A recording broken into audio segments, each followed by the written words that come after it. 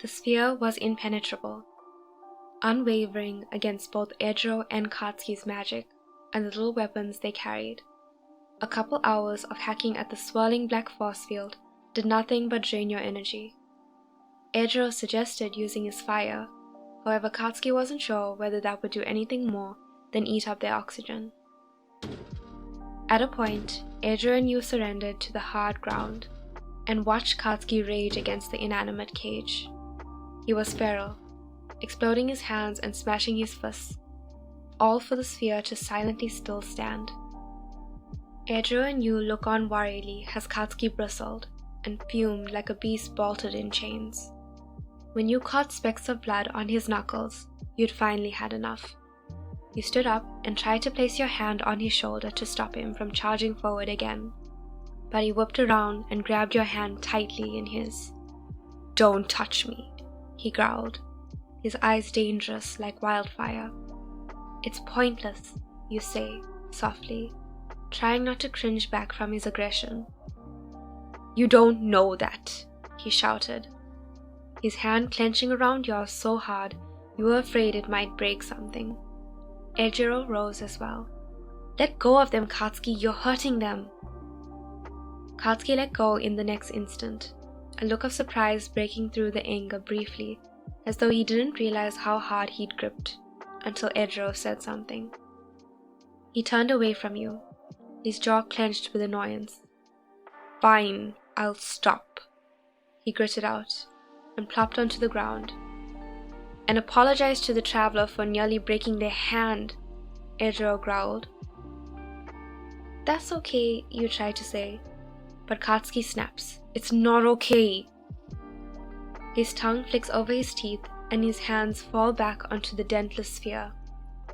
He doesn't look at you, but mumbles, "Sorry, this is just so fucked up." You sit back on the ground, giving Katsuki breathing room. "We're gonna figure this out.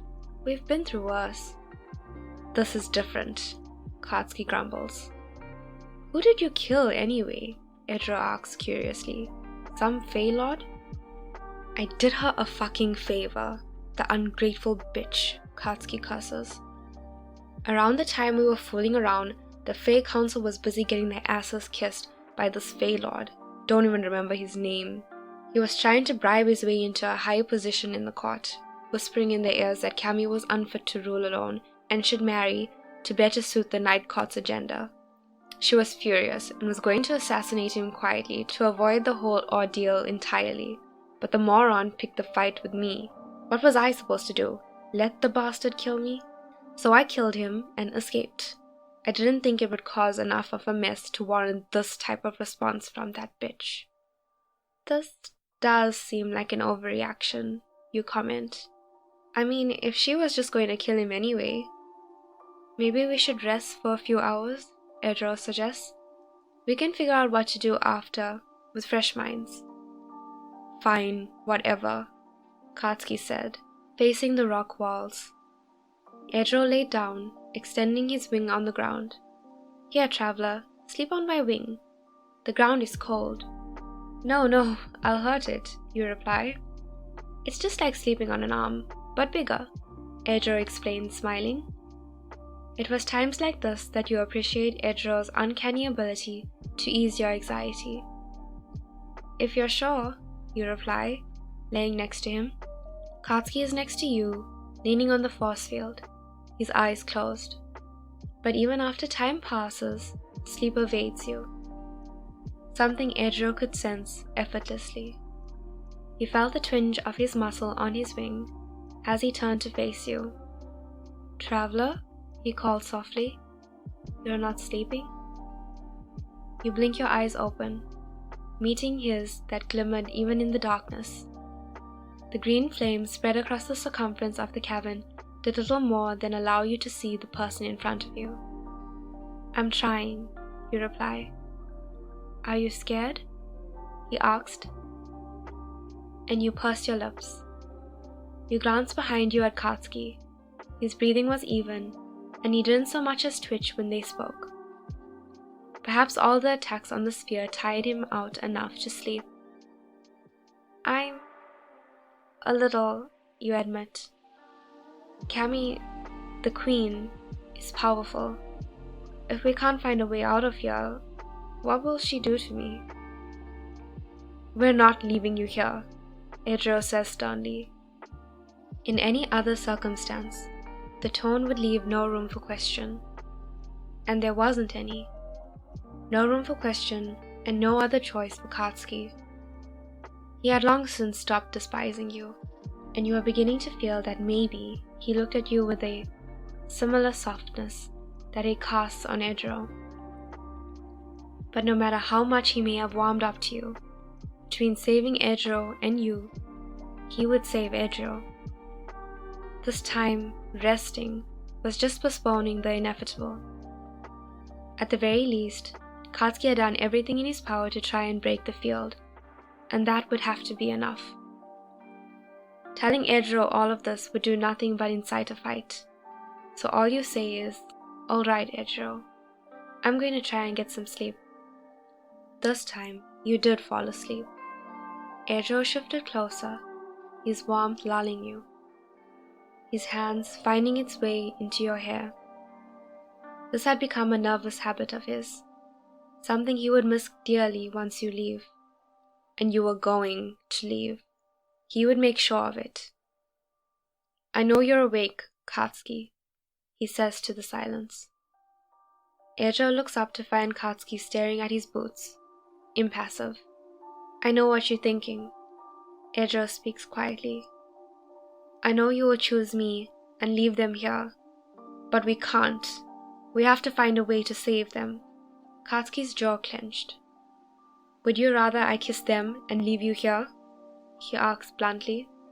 "Katsuki, in what world do you imagine that I would be able to save someone I've only known a few weeks over you, Eijirou?" There was no anger in his voice, nor in his intense gaze. It was a rare look that held on Katsuki's face, where the red of his iris bled into the white, and his teeth clamped tight enough to crack. Eijirou couldn't look away, as much as he hated seeing Katsuki like this. He was grateful when Katsuki finally tore his gaze away. "I don't want to do this," he said, his tone straining for evenness. "But Camie is not like any other enemy. She's been here for 1,000 years and she'll be here for 1,000 more. We attack and we're no more than insignificant flies bothering her over a sweet tea. Eijirou, I need you to understand. I don't want to do this. But if there's a chance of at least one of you making it..." "Katsuki," Eijirou tried to interrupt. "I promised your mothers, Eijirou. Did you know that? You pledged your allegiance to me, to follow me to the ends of the earth, and your mothers came to me, afraid that their idiot son was in over their head. I promised them, Eijirou. I told them I would bring you home safe. How do you expect me to leave you here?" Eijirou hated the vulnerability in Katsuki's voice. Katsuki, who was strong and crass and rough at every edge, who looked at Eijirou now as though pleading to give him an alternative, to give him anything, any escape from this impossible decision. "Kiss both of us," Eijirou said. Katsuki fell back against the sphere, looking away. "That wouldn't make a difference." "It might," Eijirou insisted. "If the queen made that part of the game, it means that she thinks there's a possibility that you love the traveler. If you kiss the both of us, and we all try to leave the sphere at the same time, maybe she'll be distracted enough by the game that we can get a jump on her." "Eijirou," Katsuki huffed. "That would never work. We have to try," Eijirou pleaded. "We can't leave them here. Katsuki, they would barely survive above this cabin on their own. We cannot abandon them in the Fae realm. They torture humans, turn them into husks of themselves. You've seen. We can't let that happen to..." Eijirou's wing had begun to wrap around you protectively. His voice shook. "I'm not gonna let that happen to..." "Okay," Katsuki said, cutting through Eijirou's rising anxiety. "Okay, Eijirou. we'll try it your way. Katsuki's eyes drifted to you, curled up against Eijirou and sleeping fitfully. There was a time when Eijirou's instinctive affection to you irked Katsuki, but as the days passed, that affection dripped steadily into him. He cared for you. Against his will, you'd taken up your own place in his chest, next to Eijirou, and Katsuki didn't think he would be able to claw you out. Eijirou was right. They couldn't leave you here. Maybe the Katsuki at the beginning of this journey could, but not this one. I won't leave them, Katsuki, Eijirou said, imploringly, like he was afraid that Katsuki's words held lies. I know, Eijirou, was all he replied with. I know.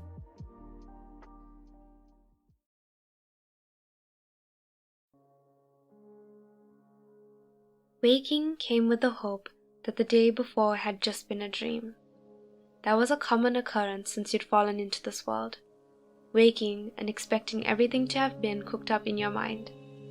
However, this time, like every other, revealed the waking world to be real, foreign, but tangible in every way. Eijirou's wings, sharp teeth, beautiful blood-red eyes, all real. You shifted back to look at Katsuki, finding him not where he'd last been, but catching the ends of pale blonde hair. You want to look at him, want to remember the many adventures you'd all shared before Camie returned to take you away. Want to thank them for trying so hard to get you home.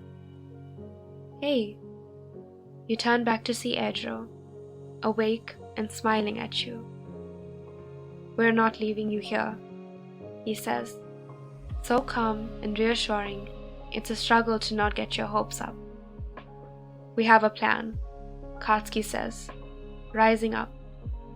We're not leaving you, outsider. Katsuki's gaze was solid and steady, like he meant it.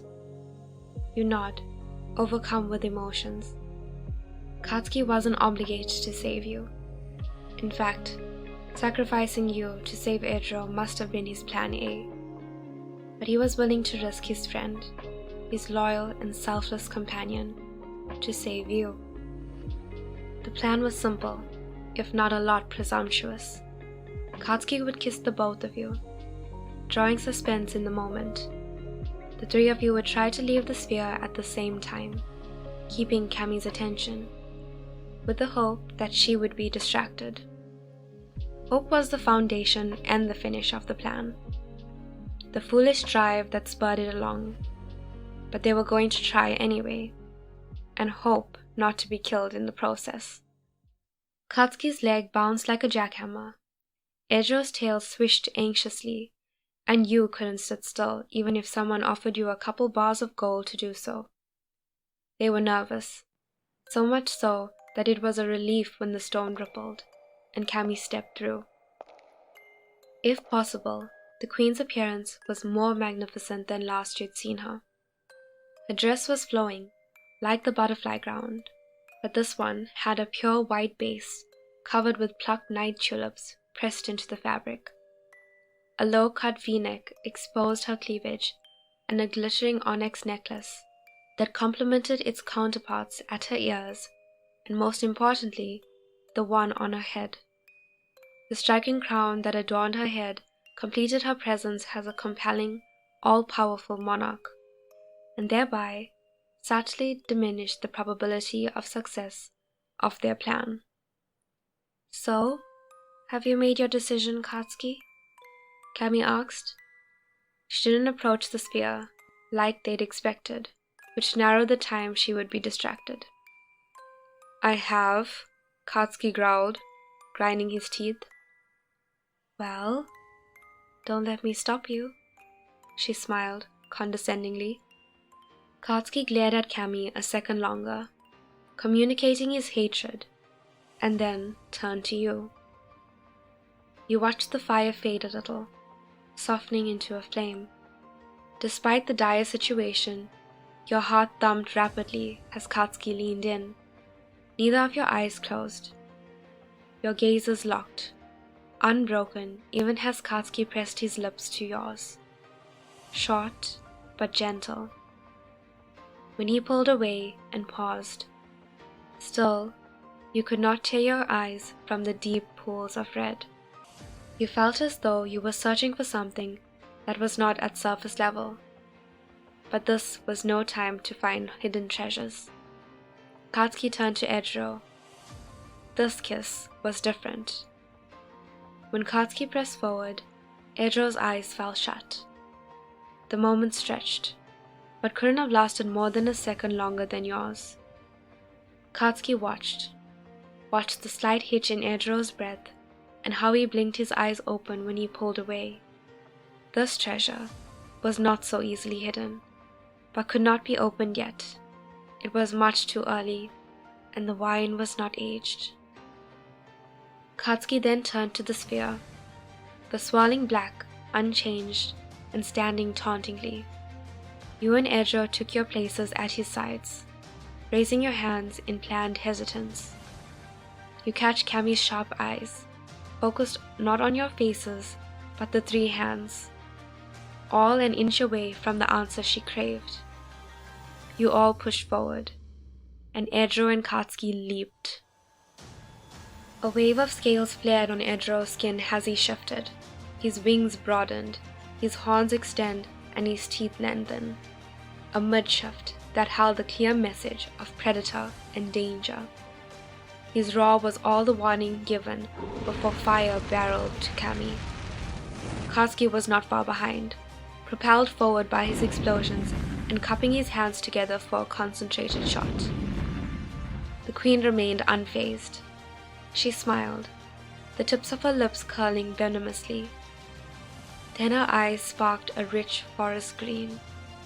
Thick vines broke out from the hard earth below them, shooting out and ensnaring Katsuki and Eijirou. The vines catch around their waists, jerking them off the course and faltering their attacks. Both flames and fire magic burn lines across the rocks above Camie's head. The vines rear back and toss Katsuki and Eijirou effortlessly to the rock walls, their backs hitting it harshly. But that would not stop them. Katsuki was the first to rise, his explosions readying to charge again, when he heard Eijirou mumble in disbelief. How? Katsuki whipped around and froze. There, on the ground, staring at your own hands touching the dirt like you couldn't believe they were there, was you, outside of the sphere. A couple moments of flabbergasted staring was what it took for Katsuki's brain to catch up. He growled, whirling on Camie, and exploded with anger. Camie, you motherfucking bitch. Eijirou rushed to you as Katsuki stormed over to Camie, his hands exploding with intent. Vines erupted from the ground, wrapping themselves around Katsuki's legs and arms. His explosions set off and he yelled and fought against them. You tricked us! Camie giggled. I did no such thing.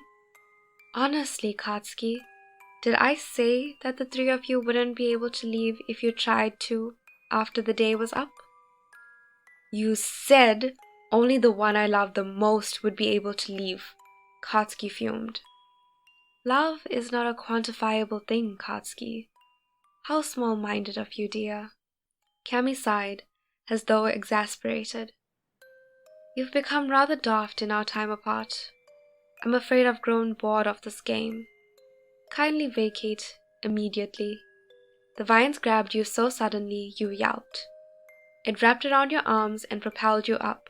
Eijirou and Katsuki were not far behind. Judging by Katsuki's steady stream of curses and Eijirou's startled shout. The vines deposited you through the ceiling, back to the Faerie Meadow you'd been in a day before, and then recited back into the ground, back to Camie, who smiled wistfully at nothing in particular. She spoke to the sudden emptiness. Who would have thought that the heartless barbarian prince would fall in love with not one, but two rare finds?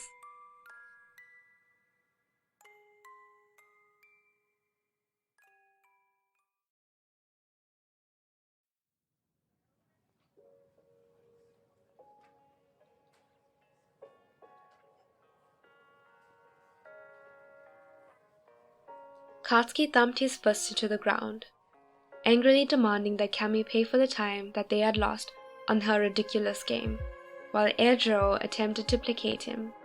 As you watched the two, a feeling bubbled up in your chest. Laughter. Loud, unapologetic, relieved laughter that gave the two boys pause. You rushed them, throwing your arms around both, in a fierce hug. Thank you for finding me when I needed you, Eijirou, and thanks for not abandoning me, Katsuki, you say, hoping the mere words conveyed how grateful you were to not be alone in this extraordinary and treacherous world. Yeah, okay, outsider, you can let go now. Though his tone was obstinate, he didn't pull away. Eijirou returned your hug.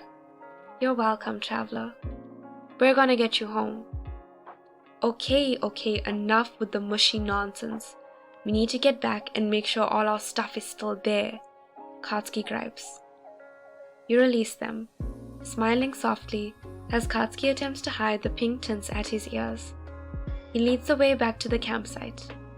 It's silent, a little indulgence of the calm after the storm, until Eijirou breaks it.